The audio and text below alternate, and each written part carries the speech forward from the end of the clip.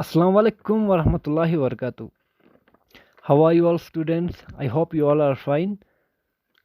आज हम Invictus poem करने वाले हैं। क्लास 6 का ये पोएम है। ये आगे क्लासेस में भी यही पोएम आपको पढ़ने को मिलेगा, क्लास 9th में भी। तो ये इनविक्टस पोएम है, ये विलियम अर्नेस्ट हेनली ने लिखी गई थी, जो कि एक मशहूर शायर थे, पोएट थे, जो कि इंग्लैंड का रहने वाले थे। 12 साल की उम्र में ही उनको ट्यूबरक्लोसिस हो गया था। टीबी होने के कारण से उनका लेफ्ट जो लेग था वो काटा गया। राइट लेग को बड़ी मुश्किल से बचाया गया नई टेक्निक्स के द्वारा, लेकिन उनका लेफ्ट लेग काटा गया। जब वो हॉस्पिटल में थे, जब वो बेड पे थे, तो वो खुद को मोटिवेट करने के लिए कुछ ना कुछ सोचते थे, कुछ ना कुछ लिखते थे। ये जो इनविक्टस पोएम थी, ये भी उन्होंने खुद को मोटिवेट करने के लिए लिखी गई थी। जैसे हमारा लाइफ में कोई स्ट्रगल आए तो हम क्या करते हैं, एकदम परेशान होकर, कभी कभी स्ट्रेस होकर हम डिप्रेशन में भी चले जाते हैं। लेकिन विलियम अर्नेस्ट हेनले जो थे वो एक इंस्पिरेशनल राइटर थे। वो अक्सर ऐसी चीज़ें लिखते थे जिससे लोग इंस्पायर होते थे। ऐसा कहा जाता है कि नेल्सन मंडेला भी ये पोएम अक्सर, जब वो जेल में थे, तो ये पोएम जो है वो जेल में बाकी कैदियों के साथ शेयर करते थे, और वो अपने आप मोटिवेट फील करते थे और दूसरों को भी मोटिवेट फील करवाते थे।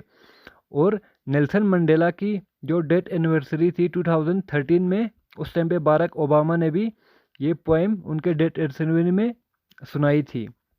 ओके, 20 महीने के पेन के बाद विलियम अर्नेस्ट हेनले ने ये पोएम लिखी थी, इनविक्टस पोएम। ओके, तो अब हम पोएम स्टार्ट करने वाले हैं। Victus. Invictus means unbeatable, undefeatable, unconquerable. जो हार नहीं मानता, जो सरेंडर नहीं करता, जिसे कोई हरा नहीं सकता। इनविक्टस वर्ड एक लैटिन वर्ड है। ओके, जैसे इंग्लिश का हर वर्ड ज़रूरी नहीं कि वो ब्रिटिशर्स का ही हो या अमेरिकन इंग्लिश का हो, कुछ वर्ड्स लिए जाते हैं दूसरे लैंग्वेज से भी।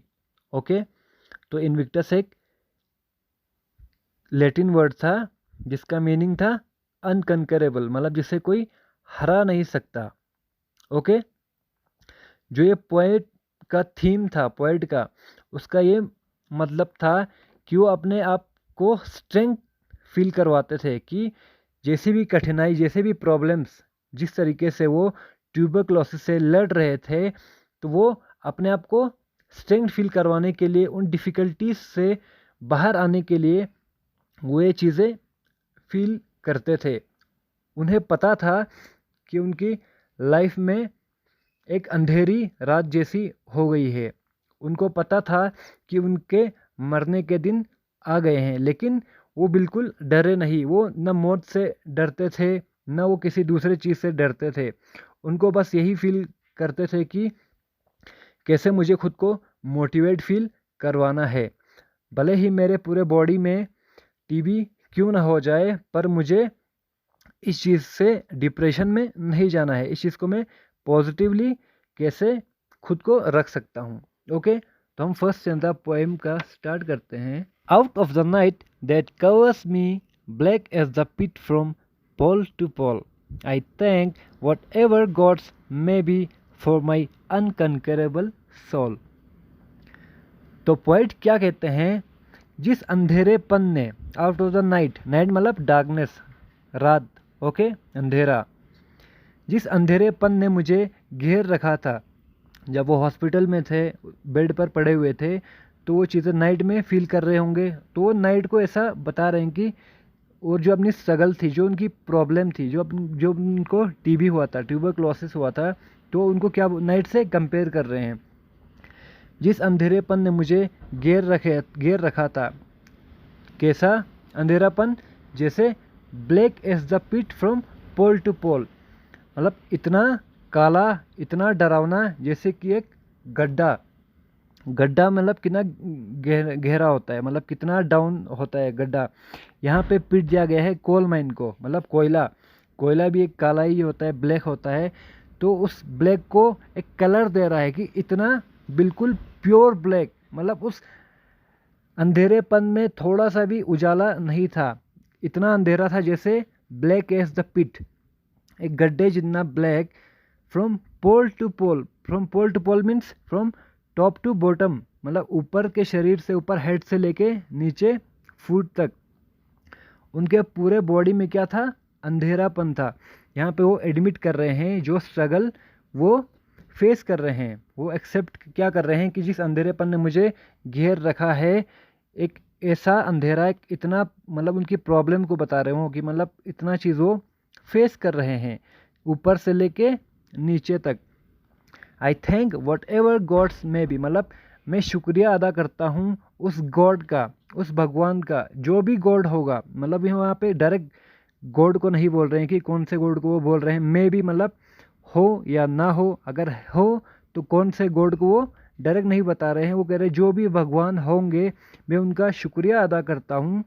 फॉर माई अनकंकरेबल सोल, मुझे ऐसी रूह देने के लिए, मुझे ऐसी आत्मा देने के लिए जिसे कोई हरा नहीं सकता। ओके, तो हम नेक्स्ट चंदा में जाते हैं। Well clutch of circumstance, I have not winced nor cried aloud. Under the bludgeonings of chance, my head is bloody but unbowed.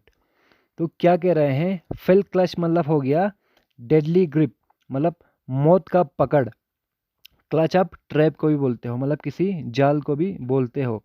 मतलब फेल यहाँ पे डिस्ट्रक्टिव को भी कहा गया है कि किस तरीके से उनको एक डिस्ट्रक्टिव डिजीज ने पकड़ रखा था। ठीक है, जैसे उनको, आपको पता है उनको टीबी हुआ था, उनका पैर काटा गया था, तो हालात कुछ वैसे थे, या हालात जैसे भी हो, जैसे भी उनको हालात पकड़ कर रखे, वो कभी झुके नहीं। I have not winced, winced मतलब हो गया एकदम से फेशियल एक्सप्रेशन चेंज नहीं होता है हमारा घबराहट से, जैसे आपको कोई इलेक्ट्रिक शॉक लग जाती है तो आपको एकदम से फेस चेंज हो जाता है, तो मेरा कभी एक्सप्रेशन चेंज हुआ नहीं, और मेरी आवाज़ तक नहीं निकली, मतलब थोड़ी सी भी हल्की आवाज़ उस चीज़ से डर के मारे नहीं निकली। नॉर क्राइड अलाउड, न मैं रोया, न मैं चिल्लाकर रोया। Okay, under the ब्लजनिंग्स of chance my head is bloody but unbowed. ब्लजनिंग्स हो गया एक स्टिक, जैसा एक हॉकी का स्टिक होता है वैसे ही एक स्टिक से कंपेयर कर रहे हैं। मतलब उस स्टिक से अक्सर लोग, मतलब जैसे आप लोगों ने सुना होगा कि चाइनीज़ ने कुछ वैसे स्टिक्स उठाए हुए थे, उनके साइड से कांटेदार वो होते हैं, मतलब कांटे लगाए हुए होते हैं, कुछ उस टाइप का स्टिक्स होता है। ठीक है, तो कंपेयर कर रहे हैं। He claims that whenever he fell into some difficulty he always remain unbeatable. कितना भी उन्हें मार दिया जाए, कितना भी उनको खून से लथपथ किया जाए या उनको खून से रंग दिया जाए, पर उनको कोई उस चीज़ से फ़र्क नहीं पड़ेगा, वो उस चीज़ को भी बीट करेंगे, वो उस चीज़ से भी बाहर उभरेंगे। और वो ये चीज़ भी मानते हैं, वो ये चीज़ भी एग्री कर रहे हैं कि कभी भी डिफ़िकल्टीज से वो बहुत सफ़र हुए हैं। मतलब जिस तरीके से उनको टीबी हुआ था, तो उन टीबी से उन्होंने सफ़र किया, ब्लड भी निकला, मतलब ब्लड भी निकला, मैं सफ़र भी बहुत किया, पर वे कभी झुके नहीं।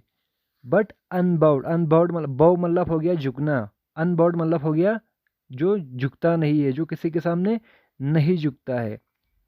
ओके, अब थर्ड सिंदा देखिए।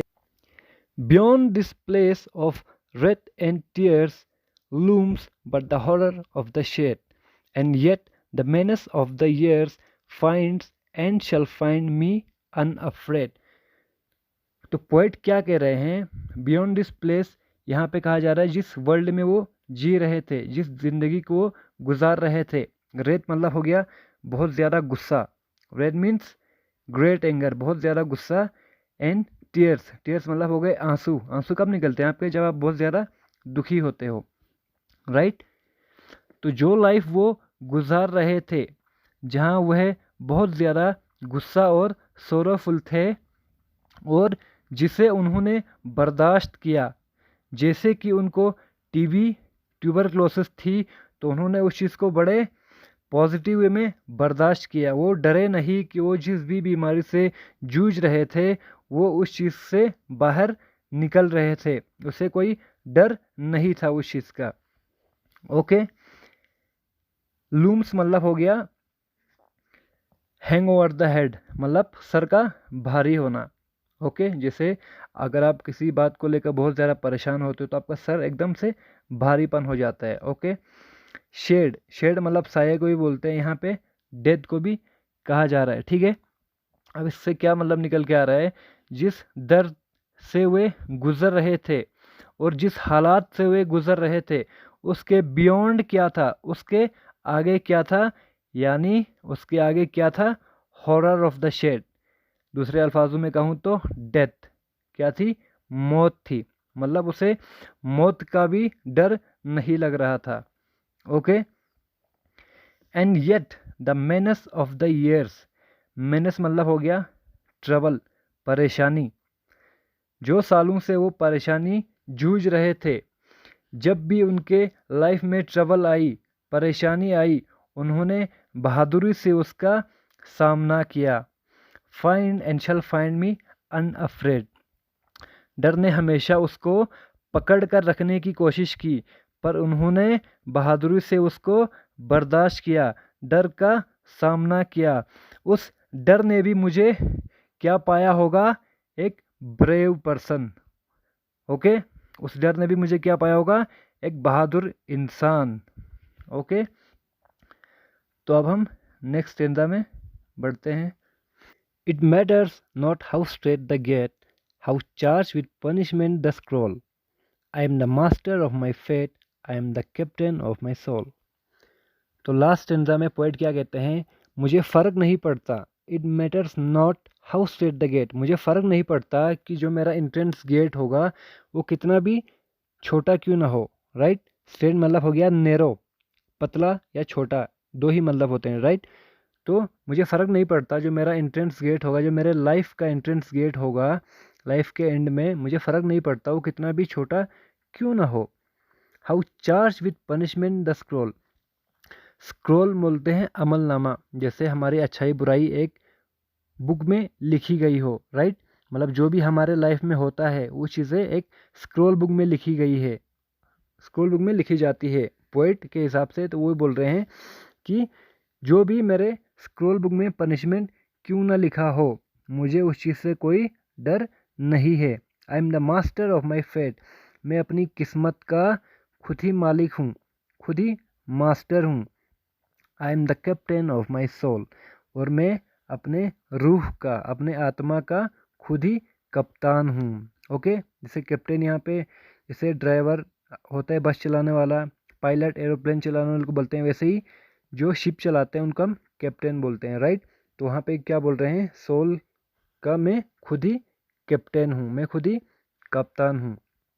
ओके, तो पोएम का थीम क्या निकल कर आता है कि कोई भी हमारी लाइफ को कंट्रोल नहीं कर सकता, वो हम पर डिपेंड है कि हम हर सिचुएशन को किस तरीके से चूज़ करते हैं। वो यहाँ पर रो भी सकते थे, अपना पैर काटने के बाद उन्होंने हमेशा रिस्पोंड किया, फियर को, डर को कभी रिएक्ट नहीं किया। वो रिएक्ट भी कर सकते थे, मेरा पैर कट गया, मेरा पैर कट गया, मैं क्या करूं बोल के रो भी सकते थे पूरी उम्र भर। राइट, पर उन्होंने क्या किया, हमेशा रिस्पोंड किया।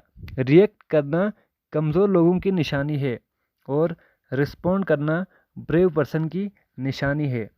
ओके, उम्मीद है आप लोगों को ये पोएम अच्छे से समझ में आ गई होगी। अगर आप लोगों को फिर भी कोई चीज़ समझ में नहीं आया, कोई डाउट हो तो आप मुझे पूछ सकते हो।